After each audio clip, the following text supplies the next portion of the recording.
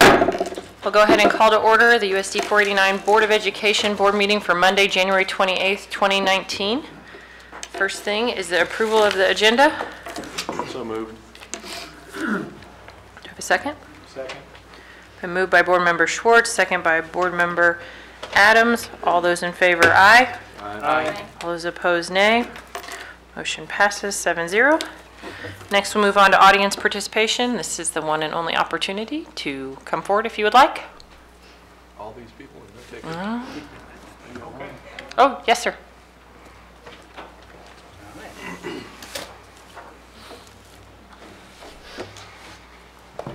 Hi, my name's Kirk Reed. I talked to either one of you to return my phone call to the board of directors, and I'm still waiting on that phone call. Also, on the Kansas state statutes, you know, I'm allowed 10 days to be notified of a meeting, and that meeting's never transpired. And I was kind of curious of why. I'm sorry, what did you say your name was again? My name's Kirk, K-I-R-K, last name Reed. It's in reference to my daughter and the bullying that's going on in her school. How did you contact us, sir? By telephone. And which number did you call? Did you call the board office or did you call one of us personally? I called two people, and I got a phone call back from one of the, not the vice president, but either the president. I'm the president. I don't remember. It was a male, maybe it was a vice president. I don't recall calling you. Saying that or his secretary, stating that I was going to receive a phone call from one of you about this matter. Well, probably, you're probably what you need to do. Have you talked to him, John? I've talked to the principal about this situation. You probably need to meet with the superintendent. And I think it was the superintendent. I haven't I don't know which one of y'all that was supposed to get in contact with me, but I've talked to a couple people on the telephone, and I'm still waiting for that phone call about this bullying situation that's going on in the Lincoln Elementary School. I've talked to the principal on a number of occasions, and nothing's happening. I was even informed this evening that she was even taunted by him today. Now, the principal told me that she's going to put out a teacher-wide email that they are not to be together at all. And if they are, separate them. So if he was taunting her today, somewhere along the line, the communication didn't get received. I'm getting to the point where if she comes home again and she says that he's physically touched her, I will file charges. That's where I'm at. We've been putting up with this all year long. What do I do? Okay. I apologize if somewhere in communication the person that was supposed to get in touch with you didn't, but what I would suggest right now is, John, would you like to go get his phone number and contact information, please?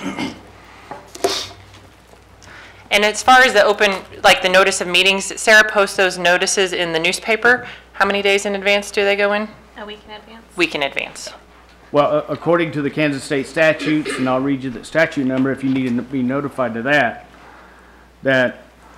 I'm able to contact either the school board or the principal, set up a meeting, and you have 10 business days to get in touch with me according to the Kansas state statutes. I mean, if you could let us know who you contacted, we could at least try to figure out where the drop in communication was, but unfortunately nobody here remembers talking to you. Yeah, I didn't get to talk to there was meetings going on that day. What statute number were you referencing? Here, let me get my glasses on.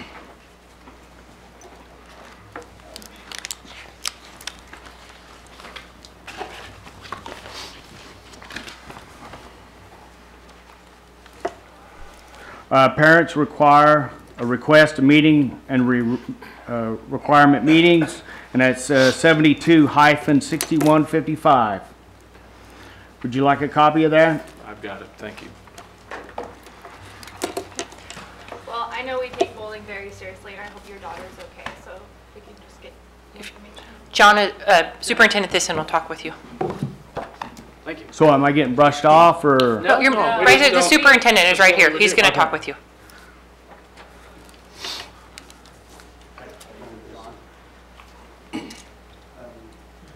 Anyone else like to talk? Probably should have had somebody else go get his information, but that's fine. No, maybe not. This call's record now. Well, Okay. best of the best next. Thank you. Okay, we'll move on to the best of the best next. This is the best part of the job up here is that we get to recognize a teacher and a student who excels at what they do at the school or with their peers. And so this month, our best of the best student is Brandon Degg, and he was nominated by Rebecca Whitmer. Is she here? Yeah. All right, I will let her come up and tell a little bit about Brandon, and then we'll have him come forward. Alright. Well, I am Rebecca Whitmer, and I am lucky enough to be Brandon's 4th grade teacher this year. So one of the things we started implementing pretty recently in my classroom is something we call Trait of the Month, and we have been focusing each month on one positive character trait. And so what we do is each week we have specific activities we do each day for about 5 to 10 minutes each day. So on Mondays, we have a quote that we feature, and we talk about what does it mean to us and how can we start to implement this in our life. On Tuesdays, we do goal setting. On Wednesdays, we do little read-alouds that pertain to that trait and have that as their theme. On Thursdays, we have whole class discussions. And then on Fridays, which are our favorite days, we do student shout-outs, where they have been shouting out their classmates and Wilson staff all week for exhibiting those traits. And then I will award the quote to one of those students. So during the month of December, our trait was kindness. And when Brandon got to the goal setting part, he took it very seriously. And he decided that his goal was going to be to write some classmates a positive note. And so on his own time at home, he wrote these short, personalized, uplifting notes. And he came in bright and early the next morning when I was the only one in there, no other students, and he delivered them on their desks. And I kind of visited with him, and he said that he was going to revise his goal. So now it was going to be to write everyone in the class a positive note. So again, he went home, did that, brought him in, and as he was dispersing them on the desks, he brought one to me as well. And it just put the biggest smile on my face and started my day off on such a bright note. And as I watched his classmates come in, they went through their arrival procedures and they got to their desk and they started reading these notes. The smiles that I saw just meant so much and warmed my heart. And just being able to start our day off on that positive note, thanks to Brandon, was incredible. I think the best part was that he perpetuated that cycle of kindness, which we have been talking about, and some of the other students who had received the notes decided that they were going to start writing kind notes to their classmates as well. I am so happy to have Brandon in my class this year. We know how important that positive classroom community is and building each other up and having that close-knit group, and he just adds so much to that. He is so friendly, he is very polite, he will go above and beyond for anyone. He is someone who lifts people up. If we share successes, he's the first one to congratulate them. If he sees someone sitting by themselves, he will go up and try to include them as well. And in addition to that, he works really hard at school. He comes to school, he's ready to learn and do his best, give his full effort, and keep pushing himself every day. So it was my honor to be able to nominate him and just to thank him for helping make Wilson such a great place to be. So thank you for this award for him.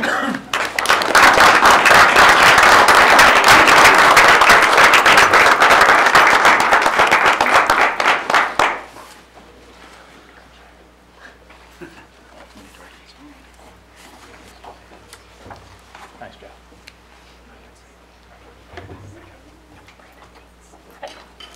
Great job. Congratulations.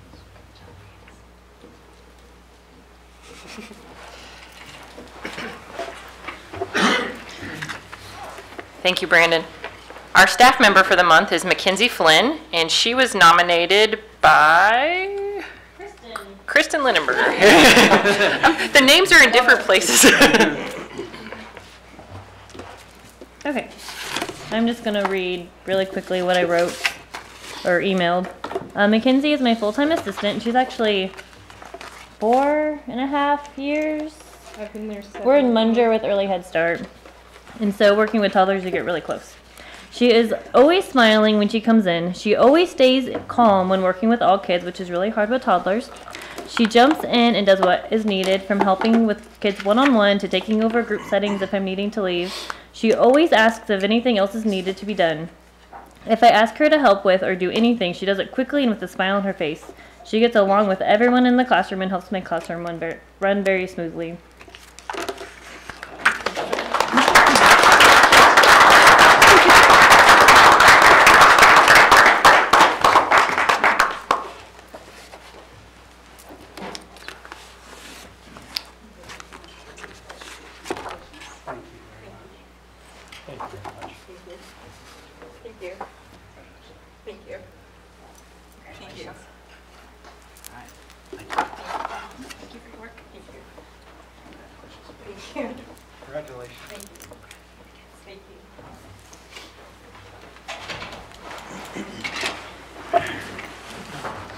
Thank you to our winners this month, and thank you to Gella's, Tiger Burgers, and Handyman for Hire for sponsoring the Best of the Best awards.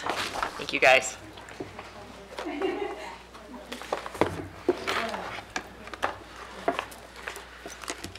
All right, as they go out, we'll go ahead and move on to communications from other organizations. This month they include the Hayes Rec Commission January 23rd, 2019 agenda and minutes, and I don't think there's anything for us to review on that. Move on next to school spotlights. I think we have two to share. One that's works out very well when we're trying to recognize our board members, and we have congratulations to board member Sophia Young for being recognized by Kansas Association of School Boards for earning her Level 2 certificate for board member training. Board members must earn 75 points or more to qualify for Level 2 certification. Points are awarded on an annual basis for attendance at regional and state conferences. Only 146 KSB members received Level 2 certification from KSB this year. Thank you to Sophia for her continued dedication to furthering her education as a board member. And we have a Hayes High DECA students celebrate Entrepreneurship Week. They promoted local entrepreneurs during Entrepreneurship Week from January 21st through January 25th. The theme for this year's celebration was Passion to Paycheck. Student co-chairs Madeline Waddell, Brooke Denning, and Cassidy Pro organized the week's events. The students are sponsored by teacher Shayna Pro. Activities for the week included working with first graders at Wilson Elementary School. Students had to create a product to be sold and determine the cost of materials, assessing the selling price and how to effectively advertise their product. DECA students assisted the students in Julie Brown's classroom with the project. Former high school alum Allison Worth also presented to local high school students regarding the startup and ownership of her businesses. So I think that are the two. There's one more. Oh. We have one more. Roosevelt Kindergarten teacher named Hayes Post Teacher of the Month. Congratulations to Roosevelt Kindergarten teacher Heidi Wamser being named Hayes Post Teacher of the Month. Heidi was nominated by parent Brandy Von Linlenthal. Brandy nominated Heidi for instilling the love of learning into her son at an early age. Heidi has taught for USD 49 for the past 19 years and is a second-generation educator. Heidi enjoys celebrating all the little victories her students accomplish in the classroom every day. All right, moving on to the report of the superintendent. I have nothing this evening. All right, perfect. Next, we'll move on to the consent agenda.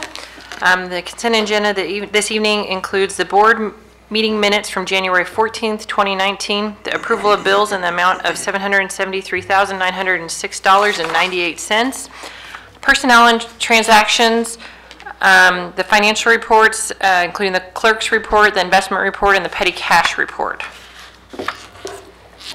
Move to approve the consent agenda as presented. Second. It's been moved by Board Member Adams, seconded by Board Member Schwartz. All those in favor say aye. Aye. All those opposed, nay.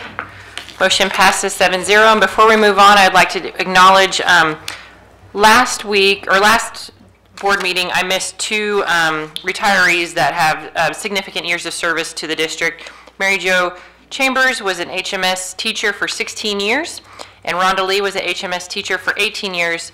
And then this month's transactions include Monica Potashek. She's an Early Childhood Connections Health Coordinator with 20 years of service to the district. So I'd like a round of applause for those three retirees. No worries. All right.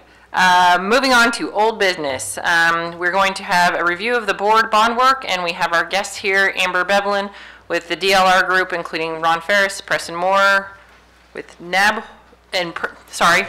with DLR, Ron Ferris and Preston Moore with Nabholz, and Dustin Aby with Piper Jaffray. Yeah. I wanted to just share, please, I just wanted to share that the work that was done 7, 8, 9 months ago that the board ended up working on and trying to get something rounded out at that particular time is what we went back to look at. And this is work that the board had done, and if it would have been a point in time where we were going to change that into an actual presentation, this information is what we would have put together 7 months ago. The issue is more a matter of looking at it at this point and end up having not a matter of basically any motion this night. It's more a matter of a presentation to reflect on where things might have been or may be, and probably promote or have some conversation in the next several weeks because of this. Very good. Thank you, John. Ron Ferris with Nabholz Construction. As you know, this group up here, we've been working with the board really for the last couple of years trying to address facility needs in the district. So I brought with me tonight Preston Moore, who's our pre-construction services manager. He's got an entire department that works to put numbers together. The numbers that you're going to see tonight, they're very accurate at what they do. Of course, Amber, you know, from DLR Group, who's done a lot of planning. And then our other numbers guy, Dustin Aby with Piper Jaffray. So we're just going to show you, we've done some homework that we'd like to share with you in regards to costs and the projects that we have talked about in the past. So we're going to look at the three biggest needs that the board had thought of 7 months ago to talk about. Okay. So, thanks for having us tonight. This is a little bit of a review, reach back in your mind on what the previous bond was that didn't pass. So you'll recognize some of this work from that. So this first slide, this is the HVAC work that has already been ongoing at the high school that Rusty has been working through. So that was $782,000 worth of work, and it is replacing the HVAC in the 2 gyms and the wrestling room. So that is already ongoing and kind of comes off of what we need to talk about for any upcoming bond work. So the remaining HVAC at the high school still needs to be upgraded, has significant need there, and it would really, this project that we're talking about here would address the rest of the bond, or the rest of the mechanical needs that are at the high school. That's at about $6.7 million. The other thing that we talked about last in the bond, the middle school has about 700 kiddos in it, and the cafeteria that they have right now is actually built for about 425 kiddos per seating. And so an addition there would allow them to have the correct amount of kiddos in that space and be allocated the space that we typically see in cafeterias. If you go to the next plan, it'll show an addition that would somewhere be near where that existing cafeteria is. These are early conceptual drawings that we do just to prove out that we have space on the site, and then Preston can price it out. So this is about $1.7 million worth for a brand new addition there.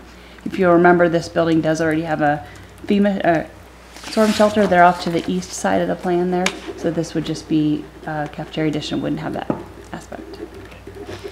And then at the elementary school, Roosevelt Elementary School would be the bulk of the work within this plan that we're talking about tonight, about $21 million. So it looks a little different than before. This is currently a 3-section elementary school, so there's 3 of every grade level. This plan would make it into a 5-section elementary school, which means we need to add on classrooms. You can see in the blue to the east, it would be kindergarten classrooms, and then the big blue kind of L shape at the top would be more classrooms, so that the total count would allow 5 classrooms per grade level. Yep, there we go. We also moved the administration to that new blue block as well, and that's so that we can have more stacking space. So the more people who are dropping off that can get onto the site and get off of the street, it's going to make that a safer event and at the beginning and the ending of the school day. So that moves up to there, and then the existing admin, which is down to the south, would be able to be repurposed as a multi-purpose space. As we grow the student count from 3 sections to 5, we have to think about the whole entire building. So again, the cafeteria would have to be enlarged, the kitchen would have to be enlarged, and then that existing gymnasium that we knew wasn't really even adequate for the 3 sections that were there would actually just serve for a cafeteria, and then the northern spot there that he's highlighting would be a new gym, right sized for a 5-section level or number of students, and it would also serve as a storm shelter. And then what I don't show on here at the very bottom would be a separate, completely separate, distinct drop-off lane for the buses. So the car traffic and the bus traffic would be 2 completely separate spots, which is most ideal as well for those pickup and drop-off times. So we took all of that information, and we have an animation guy in our office, and he actually took all of that information and put it into an animation so that you could actually see what that elementary school might look like. We're going to share that with you here right here. So he took into account even what the construction site might look like as construction is going on. Luckily, we have a lot of room there to the north for construction traffic, lay down areas for materials, subcontractor parking and whatnot. There is a gas meter there that we would have to protect. We would hide or bury all of the utility lines that run up and down that street. We've included that in. You can see a trailer in the back for Naples, and then Paul Wertenberger Construction, who's also here tonight with us. And then the additions are starting to come in. Right here you see classrooms, administrative center right there, front entrance. And then the 2-story building that you see there would be, of course, the gymnasium. This just kind of gives you an idea of where everything might lay out in this plan. Kindergarten rooms on the end here, and then as we swing around, the new bus lanes, drop-off, pickup areas that Amber mentioned. Along the side there would be the new dining room and kitchen expansion. And then we swing back around, and we're back around to the front. Plenty of room for parking at the Roosevelt Elementary School. And then there's an aerial shot. In that area to the north, you could either return it back to the baseball fields, or you may even want some additional parking in there, which would be possible to do. That gives you an idea of what it might look like. Cool. Preston? Yeah, so I just want to recap the numbers just real quick for you. So the addition and the HVAC upgrades at the other locations, together those 2 projects total about a little more than $8 million is what we're budgeting for right now.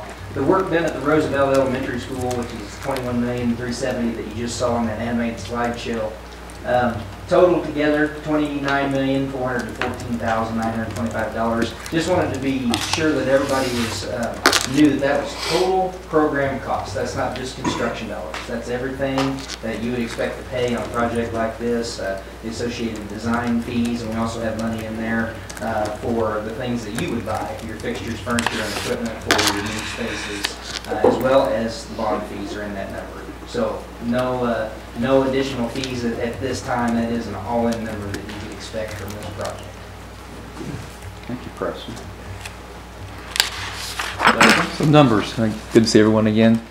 There's actually some numbers which really summarize the mill levy requirement for the project, but also you have, I think, a packet of information in your board packet, and also then I included the same information in the black book in front of you as well.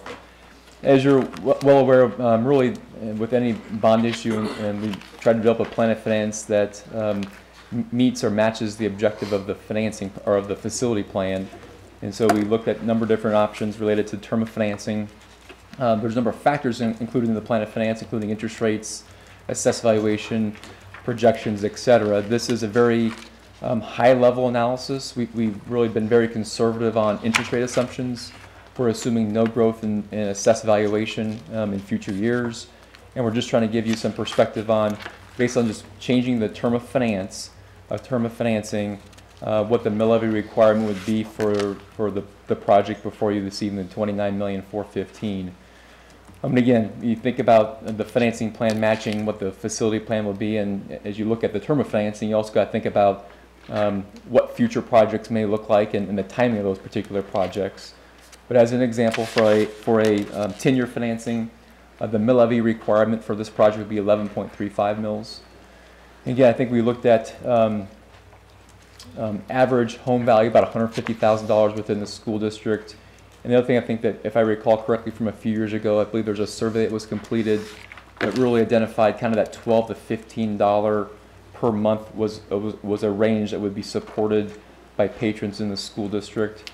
So as you can see, with a 11.35 mil increase on a 10-year financing, it's too small for me to read up there, so I got to look at the book here. That's $16.32 per month on a 10-year financing. On a 15-year financing, which would be 8.35 mils, that's $12 per month on a $150,000 home. And again, I'm showing you 20 just for example purposes. It'd be a 7 mil increase on a 20-year basis, which is slightly more than $10 per month on that $150,000 home. The next slide, again, as you've seen before, we show the impact to homeowners, which are their homeowners are assessed at 11.5%. Then you have commercial properties, which are assessed at 25%.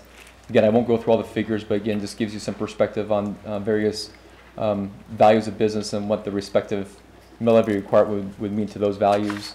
And then the last page would be, or last analysis would be for ag land. Again, I think it's important that, and what we talked about before is ag land taxes aren't based upon market value, they're based upon use value. And so just to give you some perspective on what this would mean to ag land, the Department of Revenue publishes every year the median use value of various soil types within the county, not school district, but county. And so just for example purposes, we've taken those use values to come up with what the tax or the mill levy requirement would be to dry crop land, irrigated land, and pasture land within the school district. So as an example, if we had a quarter section of dry crop land and it was a 10-year financing, 11.35 mils, that's $7.81 per month for that quarter section of land. And then lastly, again, as the board evaluates project, evaluates financing plan, tries to balance both facility needs and affordability, you know, again, you're looking at mill levy requirements and mill levy needs. A more detailed version of this slide is actually in the board packet, but this just gives you an idea of where the district currently stacks up to other districts in the athletic conference.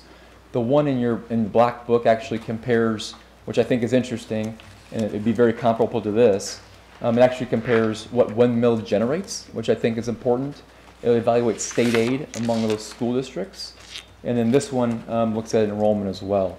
The one that you have up on the screen currently, not athletic conference related, just looking at other districts in the state who have comparable enrollment numbers and giving you some perspective on where they stack up both on total mill levy, what 1 mil generates, state aid, and what their enrollment is as well.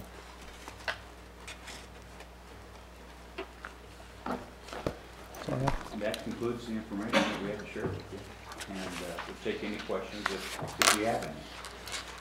I had a couple. On the Hayes Middle School addition to the cafeteria, is there any remodel work done on the existing? Is that kitchen at capacity? Like, could you add, I mean, do we need to add to the kitchen in order to serve that bigger space too? So most ideal would be to look at what we could do to that existing cafeteria and kitchen. I think you could add on to the kitchen right now and still serve, but it'd be something we get deeper into and see what we could do with what she's got, the space she's got there. Okay. The second question I had on moving the administrative building from here over to Roosevelt, what about like West Side and the I'm sorry, that was my fault. Okay. All I meant was removing the administration of Roosevelt, so the principal would gotcha. just move north. I'm sorry. That was my misunderstanding. Yeah. No. Yeah. And then the last one I had was what would be a proposed timeline for this project? Like, how long would it take? So right now we're looking at 16 to 18 months for construction. Okay. And you know, Ron said that pre-com that we work with numbers. We actually do some other things besides numbers. We try to do early planning and scheduling. So the thought process would be, can you put back a couple slides? Is that? We want to try to provide minimal disruption to your staff and your facility as possible. So our thought process is that up there on the north, we would build that classroom wing first, get it open and functional, with the gymnasium following shortly behind it. And then we would begin a phased renovation of the interior of the school. And we think it's probably about 3 phases right now. Of course, we'd have to work through the full scope and visit with your staff about that. But that would keep any modular classrooms being set out in the parking lot or out in the field to a minimum of none is what we would prefer. And then lastly, we would use the gymnasium before we turn it over to you all to use as a gym. It would be a temporary dining room while we added on to the kitchen and dining room down here on the south end. And then once everything was done, then we would open it back up as a functional facility. Amber, I thought of one more.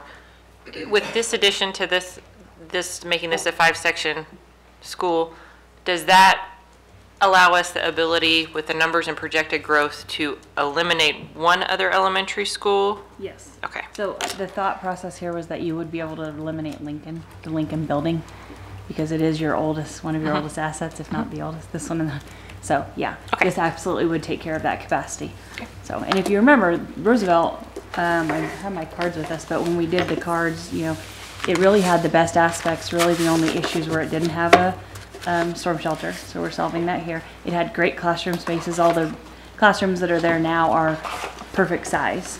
They're great. They're perfectly sized. So we can build on all the great things that this building already has. And then what I forgot to mention as we're on this sheet is between the 2 different colors, everything is either they're getting a medium renovation or a heavy renovation. So we're not just adding on and then leaving the rest. It'll virtually would be a brand new building. So that's what that 21 million.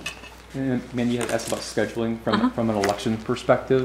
There's a couple things that have changed since the last time we talked as well, which is it's a good thing that does not apply to this district, but there's a bond cap now in place in Kansas, which you're exempt from because you've not had an election in 25 years. Then also the amount that's being discussed tonight is less than 14% of your assessed valuation, and so therefore you do not require state board approval to proceed with an election.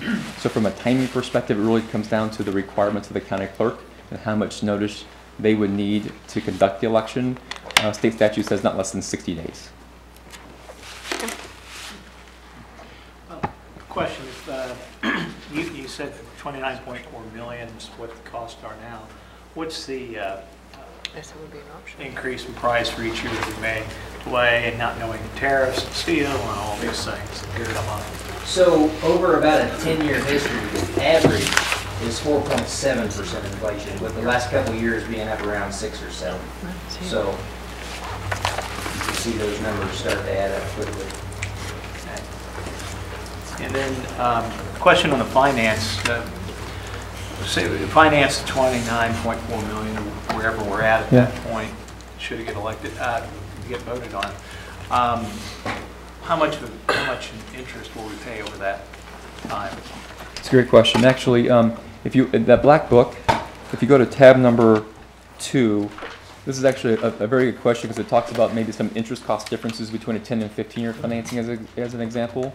So on tab number 2, the very first page, again, kind of showing the details of what this mill levy requirement is, You can see we're keeping the assessed valuation flat, so assuming no growth. The payments on the bonds are level payments over the term of the financing, which is 10 years. So your interest cost, your total interest cost is 37.8 million. Total principal interest cost is 37.8 million. Okay, so then you compare that to the following page, which shows the 15-year financing. Again, nothing's changed other than term of financing went from 10 to 15 years. Your total cost, both principal and interest, is 42 million, a little less than 42.1 million. So about $5 million, a little less than $5 million difference between the 10 and 15-year option.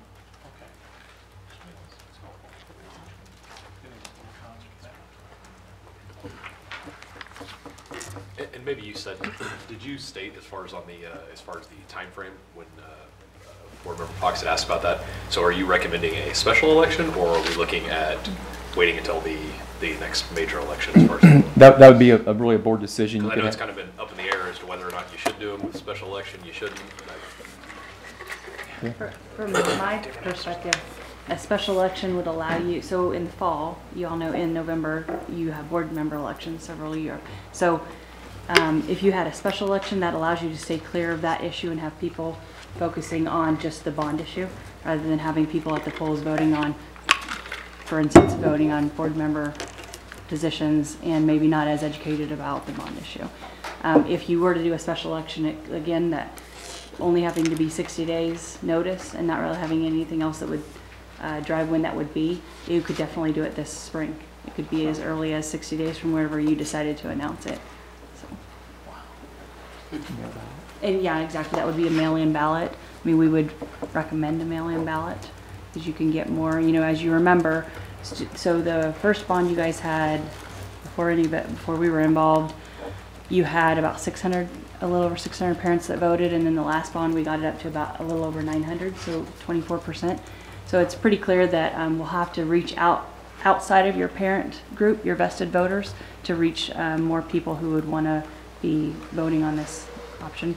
So a mail-in ballot is going to reach even more people, and we can get that cast that net even wider and get more involvement in that vote. Thank you. So, question, we're looking at this, which is basically what we voted out last time got there. How do I convince the voter that this is still viable or a better plan, or what have we done different now? We do have the fact that we bought a building and we're renovating that, and we've got some cash back towards that later. But how's this going to be different to people, since we know that we actually were a little bit worse in our voting than we were when we were doing the other, which was for 96 million? So, you know, the biggest, you really have, with this option, you really addressed a lot of the things that we heard with the last bond. You have greatly reduced the cost down to 30 million. You've greatly reduced, or you have the potential, he's talking to you about reducing the terms of it. And by default on those two items, you're also reducing the amount of the taxpayer burden. Those are really the things that we heard the most about. If you think about it, the last bond, the 78 million, it really was a master plan. It really addressed every need that you had throughout your entire district. This is taking a piece off of it and saying, okay, we're going to address what we see as the highest priority needs, and you can get through that. And then this sets you up on an ability to continue to address the needs on kind of a semi-timely basis, where your community can really understand what that plan is, what things are coming up, and what to expect. And then just a question, because of you mentioned that we don't have to seek state board approval because we haven't, because we haven't had anything in such a long time. Say we do this, we get it funded, what's our wait time to be able to go back as people are able to see that this makes a difference? That's what we're hoping. It'll make a difference for students' performance, perception of the schools. How much time do we have to wait for another after that? Because we look long term, when we're looking like the earliest we go is 5 years, 10 years. Just help me out. Well, I actually think it's probably more of a board direction question, just given, hey, we got a master plan, we got a bunch of different facility needs. We're tackling kind of our phase one first. Mm-hmm. From a financial plan perspective, I think that kind of ties into what your financial plan will look like for this phase. And again, when you look at the 10 and 15 years, I think the idea would be is whatever term we select, at the point where those bonds are getting ready to be paid off, then you'd be coming back with the next phase so that you're kind of layering in and doing smaller projects over, 10-year periods or 15-year periods versus doing a larger project currently. Okay, thanks. So with these plan changes, what does that mean for the condition? I mean, obviously Roosevelt's going to be taken care of. What does that mean for the condition of like Hayes High and the middle school? Does that mean for that 10 to 15-year period, this should cover all of the needs for that period? And I don't know if you guys are the right people to ask, but. Yeah, Hayes Middle, in the last bond, in the 78.5 bond, we had the secure entry, and we had this addition that we're showing tonight. And that was about the bulk. We had the addition was a little bit more expanded, but that was about the bulk of what we were doing at Hayes Middle. So I would say you're getting really close to being able to take care of everything. I think you already addressed the security doors. So your Hayes Middle is pretty close to where your community had decided it wanted it to be based off that $78 million plan. Hayes High would still have some work to do. The mechanical was just, I think, as I understand from Rusty, the mechanical just has been a big taking a lot of money and time. It's been probably the biggest issue that you've had over there at the high school. So yes, we are not being able to address the learning spaces like we had planned in the bond. We don't get to address the auditorium. There are definitely things that we're not being able to address in this 10 years. But I do think there's some things that still could be done there at lower cost items, whether you address furniture, do other ways to try and address those learning spaces until you're able to do some larger scale building renovations.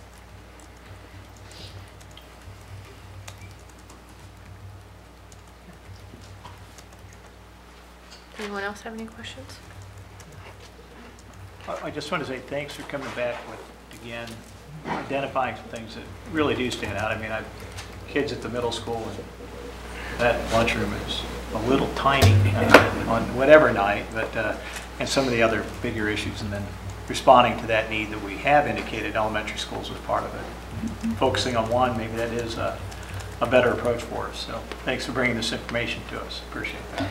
I appreciate you guys' patience, continued patience with this project. Thank you. Thank you, guys. Thank you. All right, the next thing on the old business agenda is the Hayes Med University of Kansas Health System check presentation. And unless Eddie's hiding back there, I don't see him. Eddie has a meeting. He was going to be done at 7 and was going to be on his way is the timeline that he had. So is it possible we could tend to the new business? Yeah, let's go ahead and give that a shot. We'll jump down, delaying these two items, to the new business item, which is administrative contracts for Shanna Dinkle and Chris Hipp for the 2019-2020 year. And the simplicity again is those are contracts that probably at the next board meeting will need to be acted upon as far as extending those contracts. It's not a matter of identifying, this isn't dealing with contracts in relationship to raises. This is a matter of the contract just being extended, and those are two that timeliness, this is when, annually we usually deal with that. And those are the only two that are set to expire? Those are the two right at this point. A reminder as far as Mr. Hall could very well be part of this as well, but remember he was hired in with a different contract that extends into the next year, so that's why he's not really part of this. And then of course if it would be the time that as well the superintendent would be considered too. So there'd actually be several. There could be a couple others that are involved, but right at this point it's just the two to be considered at the next board meeting. Does anybody have any questions for John at this point? I have a couple. Will we have copies of the proposed contracts in the next packet? They're in. I think they're in there. They should be in there. Yeah, they're in there. Oh, yeah, they are. Yeah. There's one for Shanna and one for Chris. But It will be there in the next meeting as well, copy of them. And the other is generally, I mean, I thought we used to go into exec session to look at employee evaluations and for those positions before we acted on those, to have an update from you. Okay.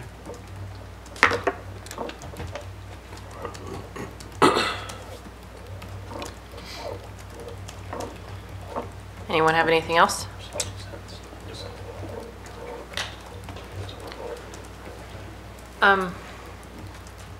Is it, Bill, is it totally improper if Eddie would show up that we adjourn back into general session to accommodate him? No. No? Sarah? You're contemplating going into executive session now until he comes? Yes. That's okay. Okay. And that's what we're going to do. All Or right. you can do it for 15 minutes, be back here at 7:30. I'll just have Sarah come and get us Okay. if that's okay. She likes doing the stairs. All right. You want to do discussions? Yeah, we can if you want to. If there's any discussion by board members or agenda requests, we can cover that item before we go up as well. Paul, one thing is that, and it's kind of a question, but when do we start doing notice for the next round of negotiation? Is that coming up here in a... You know, I can't remember the new day, but I think it's March, end of March, if we have to give our notice letter. And I was It's curious... probably something that ought to be discussed maybe at a February meeting. Okay, I was thinking it was about time to bring Yeah. that back. And I was wondering, have we ever used, or is there any reason we don't look at interest-based bargaining? Or is that what we're trying to do? I bring it up as maybe a board discussion. That would be a board policy decision. Sure, you used to do that. I'd be open to discussing. I think the problem that what happens with interest-based bargaining, it sounds great, but what happens is it never gets followed, ever.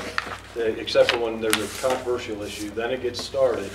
And in all my years that we did it, we never finished it. Are you aware of any time, Bill? There's 3 phases, and you got an idea phase, and then you talk about the ideas, and you get to the second phase, and then you go back to revert to traditional negotiations and get it resolved, and it's... During those periods of time, I was not doing negotiations, so I can't tell you. I guess, can I understand? There were also periods of time when the district had new money every year to work with. Right. Well, I'd like to tender that we try to go back to it again to voice some issues. And it sounded to me and I just completed some IBB training, which is why it became of interest to me.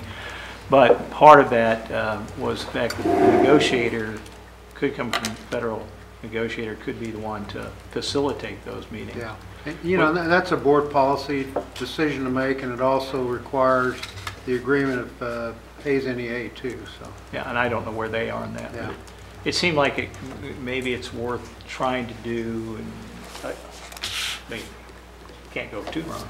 But I don't know. I guess I'm putting that on as an item for discussion, Madam President. Okay. Whatever that may be. Okay. But that would mean bringing back some information about the well, I guess part of it is explore with K&A if there's even any interest. If there's not, then it really doesn't make any difference to go forward. But then that we would need to look at the training for that, because I know that's part of that process, and then who we might have as a facilitator to try to break, instead of trying to run it on our own, with trusting the parties to not fall into traditional modes, to facilitate so that we can get that consensus that is part of the expectation of IBB. John, would you initiate this by at least reaching out to HENA? I will. And see if they have any interest at all, or if that's not even on the table for them. Okay. Please. Greg, you had something? Yeah. I think we need to look at, with the change in the finance position, we had changed the title of that based upon the previous person didn't have the education background, and I think we ought to at least put it on the agenda to look at switching that back to an assistant superintendent position title. And then also, we recognize years of service by staff at, I think, the annual banquet, but it seems like it might be more appropriate to do that at an annual board meeting. So those people that had... So they could come and be known that they're getting recognized? And those people have been here 5 years, 10 years, and whatever. Okay, good idea. Anything else?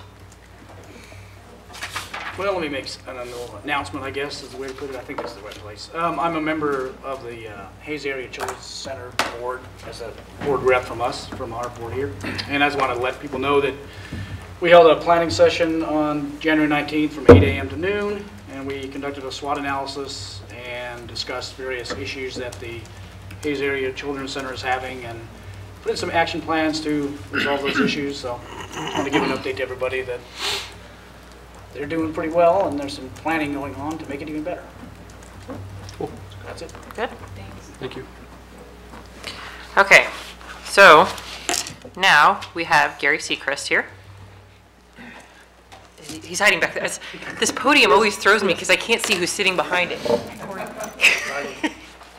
But I can't ever tell, but that and the columns, I can't see who's behind there. So we're going to move into executive session to work on our superintendent applicant information and search. And so at this time, I move the Board of Education recess into executive session under the following exemption to the Kansas Open Meetings Act pursuant to the non-elected personnel matter exemption.